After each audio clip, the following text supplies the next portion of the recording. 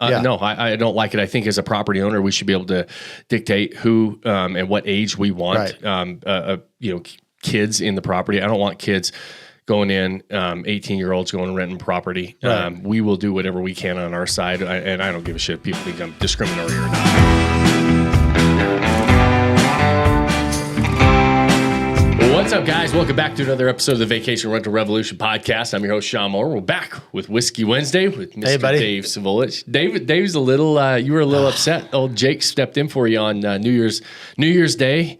You were out of town. We asked you if you watched the episode. It's one of our most downloaded episodes. You said you don't even watch it. I'm not watching that one. You're not even listening? No, I'm not even listening. Sorry, guys. I'm not listening to the last one.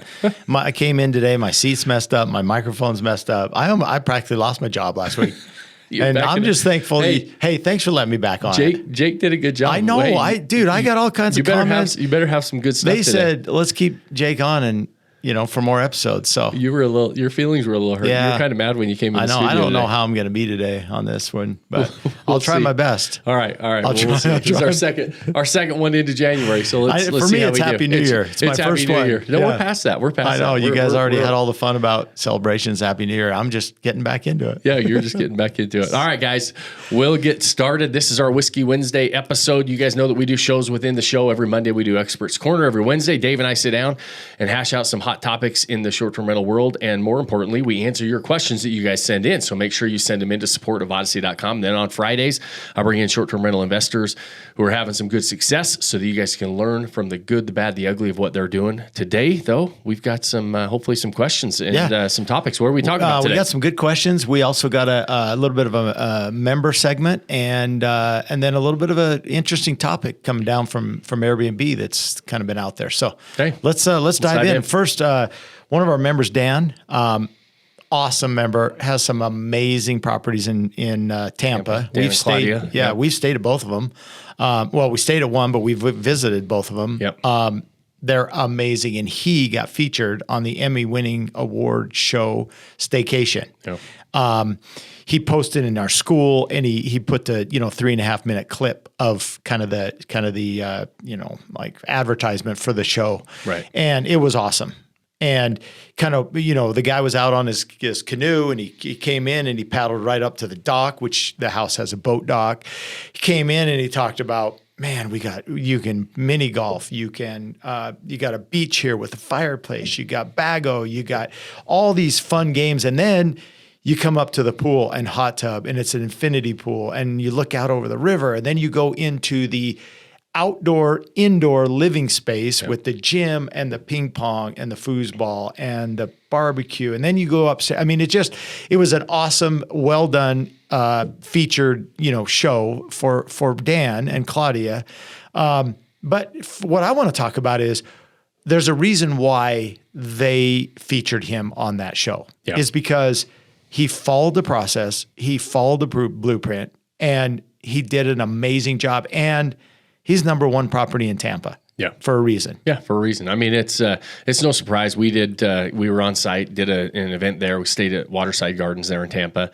Beautiful. We actually did we did a Whiskey Wednesday right there on his beach, right out by the river. Yeah, we did a Whiskey Wednesday there, and it was beautiful property. Followed exact process of really creating an amazing experience. Dan and Claudia built this property from the ground up. I was involved with help, like when they were going through, even like running through the plans. They bought the lot and going through the plans. So, I was fortunate enough to be kind of sitting on the sidelines watching the whole thing come together from the very beginning, from it just being a lot to, the vision that they had, and then really seeing them put it together and implement really everything that we talked about: right property, right location, really creating a unique experience for a target audience, and really putting that together, and then taking it and being able to articulate it in their marketing. Tampa's a large market. To have the top property in Tampa it's a big deal. And this property kills it. They're part of our 1% club. They just launched a third property in Tampa. Yep. So they've got a lot of really good properties. Let's make sure that we post the Jake. Let's post that link so that those of you that are listening in the show notes,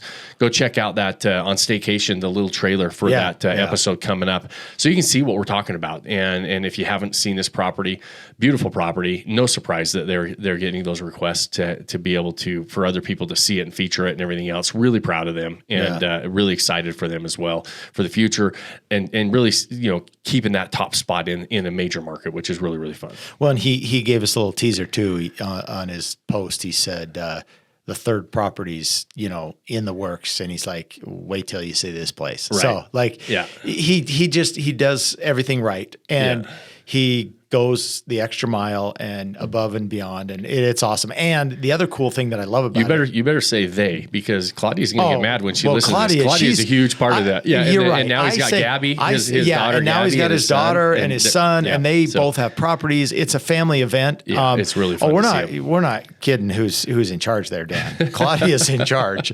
We're just trying to give you a little credit because we know she's doing it all. So, but yeah, good point. That's awesome that the family's involved and they're getting in, and we've talked a lot about family involvement, and they're kind of the epitome of getting everybody involved and doing property management. So it's a family affair. It's pretty exciting. Yeah, it's fun to see it. And even Gabby just graduated high school. She's on all of our coaching calls, a lot on the marketing calls that we do on Fridays, diving into really maximizing these. And so it's really fun to see them, build that portfolio, but also build a business that the whole family's involved in, which is fun. Right. Yeah. Awesome. Okay, so this is interesting.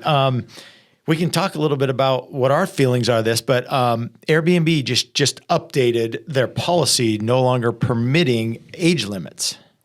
So it's a little bit of a non-discriminatory thing, unless the city code or the HOA has a requirement in there. Typically it was age 25. You gotta be 25 to rent a car, hotels, but now they're updating their policy, and man, a lot of people are kind of like, man, I don't know if I want 18-year-olds in my property. What is your thought on that? Yeah, I don't like it. No, I don't like it. I think as a property owner, we should be able to dictate who and what age we want kids in the property. I don't want kids going in, 18-year-olds going and renting property. Right. We will do whatever we can on our side, and I don't give a shit if people think I'm discriminatory or not. When you own properties, you spend a lot of money on properties.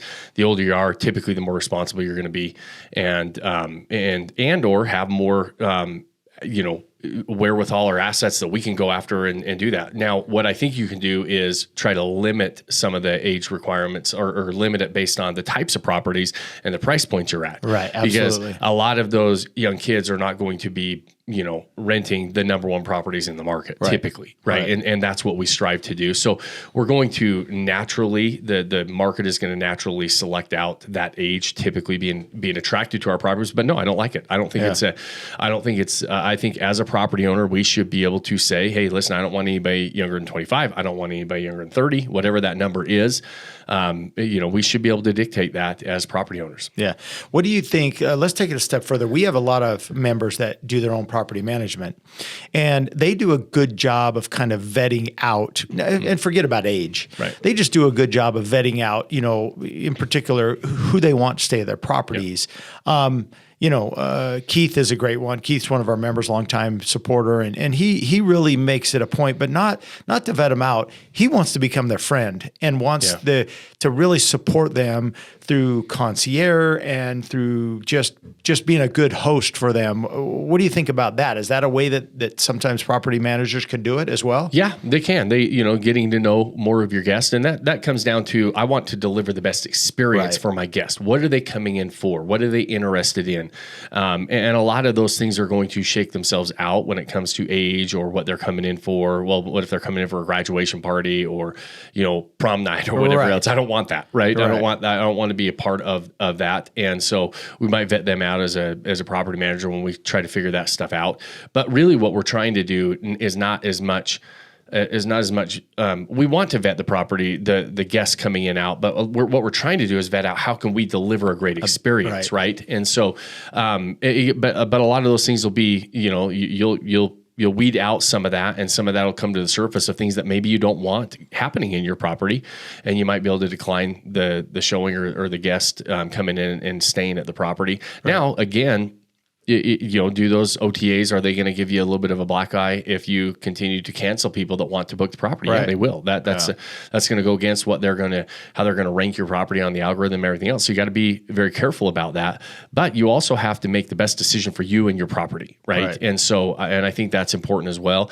But also, like we've been talking about for a long time, that's why you don't want to rely 100% on the OTAs, right? We are huge proponents of building our own book of business with direct bookings and understanding how to go out and actually get people interested in your property, right? On the marketing side, articulating everything we have to offer, not just on the OTAs, on our own direct booking platforms, and building our own list so that we're not completely dependent on that. Because if we don't like a policy or we don't like what they're doing, and ultimately we want to pull back from some of those OTAs, we want to make sure that we have the ability to do that. Right. And you have to do that from the very beginning. That's a slower burn. That's a longer process to put that together, which is why I tell people you want to do it when you don't need it, because eventually when you do need it, it's really hard to go put it in place if you haven't been doing it for a long time. Right. Good. That's great. I think, like you said, I just want to emphasize the important thing about property managers when they're vetting it out is they're trying to make a great experience for these guests. Yeah. And the more communication, the more detailed information they can give to the guest about their stay, about what's in the surrounding areas. Hey, is there anything you specifically want or need? I'm happy to get it for you. I want to make this as best you can. And then that turns into a 5-star review, which is what everybody wants, right? Absolutely. Great partnership. So, absolutely. Good. All right. So let's, got a couple questions here. One is, we had a question come in about, hey, we bought a home and we're going to live in it for approximately a year. And then our plan is to turn it into a short-term rental. Okay. So they have vetted the area out. It's the regulation state nightly rentals are okay. So they've done that. So they're going to live in it for a while and then turn it into a short-term rental. So the question was, do we start decorating it right now for a short-term rental? Or should we wait until the end of the year and then decorate it for a short-term rental? It's a half a dozen, 1/6 of the other. It really doesn't matter when you decorate it. Typically, you're not going to decorate. Most of our homes, I wouldn't decorate my short-term rentals like I would my home. So it depends on how you're going to do it. If you're having to do it twice, you might as well just do it once and live with it, right? Mm-hmm. How it is. And ultimately you got to make sure that when you do go to launch, that those things are still in good shape and everything else. Yeah. But typically the things that are going to be different are the artwork and some of that stuff. You're not going to have a lot of wear and tear on any of that stuff. But I wouldn't, if I was going to be living in a property and my ultimate goal was to turn it into a short-term rental, I might as well, because the setup costs can be expensive, right? Artwork, accessories, all that stuff can be expensive. You kind of have the option to spread that over a whole year and not pay for things twice, right? If you're going to, buy certain, photos or pictures or artwork or accessories for the home, and it's not how you're going to set it up as a short-term rental. Now, what are you going to do with that? You're going to take it all with you and then move it to your new home? Maybe, possibly that's what you want to do. Nothing wrong with that. If you're like, hey, listen, I'd rather spread that cost over a year. I'll live with it. Set it up more, maybe not to my personal taste as far as my personal home, but I'm going to set it up more for this specifically a short-term rental, depending on who the target audience is, what you're trying to do, what experience you're trying to articulate. That can save you some money because you're not having to do it twice, right? And you can spread it over a year. So it doesn't really matter either way what you decide to do. Ultimately, when you do launch it as a short-term rental, it's got to be set up. It's got to be have created a unique experience for a target audience. You want to bring that outside to life. You want to bring the history to life. Whatever experience you're trying to bring to life and tell the story within the property, you're going to do that. You have to do that one way or the other. Maybe you want to do it throughout that year while you're living there. Yeah, and I think a lot of them, from the furniture perspective, the couches, the TVs, the big appliances, those type of things, don't buy those twice. Make sure you get good beds, good mattresses, good couches, TVs, all that kind of stuff, so that, hey, we've really got the base things for the short-term rental. And then you can do the staging and maybe some of the decorations and the custom artwork over the year and then set it up. Because you're right. Most people don't set their, and Mike Whitfield, one of our designers, says that's one of the mistakes most people make is they try to set up their short-term rental like they would their home. And that's not what we're trying to do. We're trying to create this experience with colors and different things. You'll just blend into the crowd, right? Everybody's got model home looking homes, right? And a lot of homes that you live in look more like a model home. Now ours are vacation homes, like vacation model homes, if you will, right? They're different, and and there's a reason why, like Dan gets featured on STAYCATION, because they take that different approach. Yeah, good. Next question was, we had a question come in about a property that was struggling a little bit. And I thought was interesting because one of the comments that was made by this person was, I bought the property before I came into Vodacy. Mm-hmm. And so my first question or concern would be, did he buy the right property? Right. Because if you don't buy the right property in the right location, it's sometimes very tough to get it to the numbers to make work.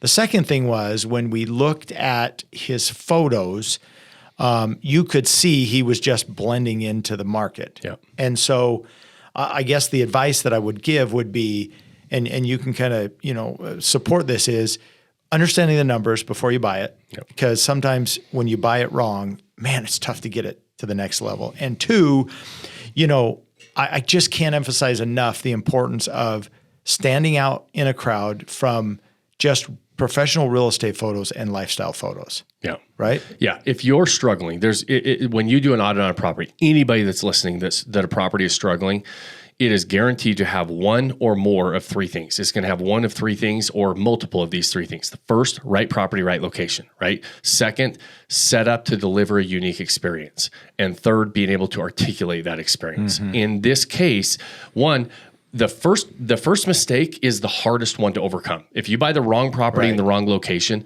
it's very, very difficult to do anything about it. If the property isn't in the right area, the right proximity, you don't have the potential to make the money that you thought you were going to make, there's nothing you can do typically to change that. You have to sell the property. Now, however, most people actually don't buy the wrong property in the wrong location. Naturally, people will typically pick good properties in good areas, just instinctively. Right. They don't know the numbers. They don't know what their potential is. Most people have no clue what the numbers is, but typically that's not a major mistake. If it is a mistake they make, though, it's a super, super expensive mistake. And that's why it's critical to know, because maybe you got an 80% chance just instinctively picking the right property, the right area, but 20% you're wrong. It's a really expensive mistake, right? Yeah. And so you have to identify that first. And if you already own the property and you don't know that, you better figure it out, right? How many people do we talk to that talk to us and say, hey, listen, I've already got the property. I don't really need the acquisition side. I don't really need to know the numbers. No, you absolutely need to know the numbers, because you don't know if that's actually a problem for you. If it's not a problem and there is potential, it's going to be one of the second two things. And typically most of the time, it's both of them. Yeah. Now you can make adjustments here, right? That property has to be set up to deliver unique experience. Like we talked about, that custom artwork, the accessories, figuring out who that target audience is, bringing that property to life, telling the story with that property, understanding what that experience is going to be, and then having the management in place to deliver that, right? If that's not dialed in, that is going to be another major reason why your property may or may not be struggling. The third is being able to articulate all that, articulate this great property that you have in this great location, and articulate that experience. Right. And that's being able to tell a story and understand it's not just a photo shoot that's a real estate photo shoot. In real estate photo shoots, they're selling the property. Mm-hmm. We're not selling properties. We're selling experiences. And so if we don't understand how to sell an experience and articulate an experience through our photo shoots and what we do with our marketing, then we're going to struggle. And when we audit properties, if you're struggling with your property, it's going to be one of those three things. And many times it's multiple of those three things, but typically it's the last two. Yeah. And so it's being able to run an audit and say, okay, first and foremost, do I have the right property, right location with the potential to make the money that I'm trying to make, right? You got to run the numbers. The market's going to tell you and dictate whether that's the possibility for you. If you say, yes, that's a possibility, then it's one of the other two things. What happens is a lot of people think it's going to be some little thing that they can do to trick the algorithm to get more bookings and this and that and the other. It's not. The things that we're talking about are fundamental things you have to have in place, and the rest of that will take care of itself, right? And understand it. And so what I think people with properties who buy properties, somebody that says, I bought this before I came into Odyssey. Now I've got to fix my problem. It's like, okay, let's dial back and first of all, figure out what our potential is and then go and fix the problem. Like you said, it looks like a model home. It's probably a nice property, nice area, probably has some good case goods that we're just not telling the story, right? We're just blending into the crowd and then we're have no clue how to articulate that. It's very, very difficult. It's as much as we talk about those three things, they sound really, really simple. Right property, right location. Create a unique experience for a target audience, understand how to deliver it, and then ultimately how to market it and articulate what you have to offer. Pretty simple, right? Yeah. Not that easy to execute. And that's where it comes to when you audit a property, understanding it's not going to be, you don't have to go through a checklist of a million things of what you're doing wrong or right. It's going to be one of three things if you're struggling that you have to fix. Yeah. Good. Last item, bunk beds. They always come up. They do come up. We talk about bunk beds a lot. Bunk beds come up, and it's like interesting because the question is, do you do built-ins or not? So our St. George house, we bought some bunk beds. Yeah. About a year or so in, they the housekeeper says, man, these kind of are starting to wear out and break and stuff. So we switched them out to a new set of bunk beds, and they've been great. Yeah. And we bought them from the furniture store, and they've been great. But the question is, do you do built-ins or do you just buy a bunk bed from the store? Yeah. One, I'm a fan of built-ins if you can. Yeah. If you have the choice to do a built-in or not, do a built-in, 100%. One, they're clean looking. They're going to photograph better. They're going to hold up better. Bunk beds essentially are a jungle gym. It's an indoor jungle gym.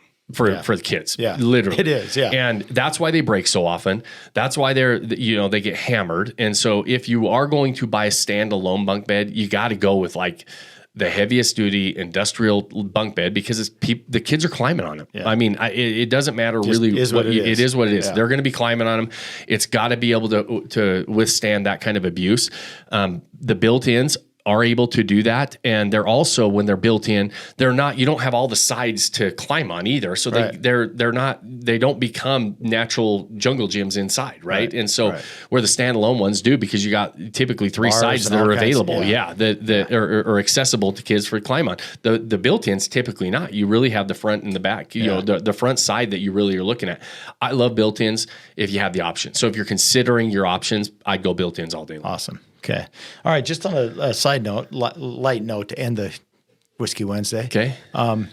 What you're saying, you always say it's simple. It's just not always easy, right? Yeah. Simple, not easy. Simple, not easy. Yeah. Oh man, you're like, I just can't believe that. That's a great statement. Did you see the movie Reagan yet? No, I haven't. Okay. So we watched it this weekend. It's great. Right. Great show. I've heard it's awesome. I want to watch it. And I've always been a fan of Reagan's, and I saw him in person when I was 10 years old, and I thought it was awesome. Anyways, he when he's with Mikhail Gorbachev and he's having this, he says that exact thing. Really? So I just comparing you to Shawn Moore to the freaking Ronald Reagan.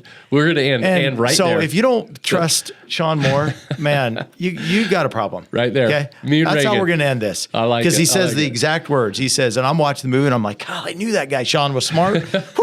So there we go. You knew it. Most of the stuff that comes out of my mouth is not original. So I took it from somebody. Yeah, I didn't realize that I got that one from Reagan. No, I don't even know if it had to been in like 84 or something like that. So I mean, we were born, but I was taking notes. You know what I mean? Yeah, for sure. Yeah, I was taking notes. You were a scholar before your time. He came to Hooper Youth. I was taking notes. You got to see him in person. I got to see him in person. I wasn't as fortunate to see him in person, but hey, I love Ronald Reagan. So we'll end there. Yeah, put an exclamation point on my simple but not easy. I know. I love it. I even talked about it just a minute ago. I know. I love it. Simple and not easy. That's why I thought. I said, man, I got to bring that up. I like it. All right. Good.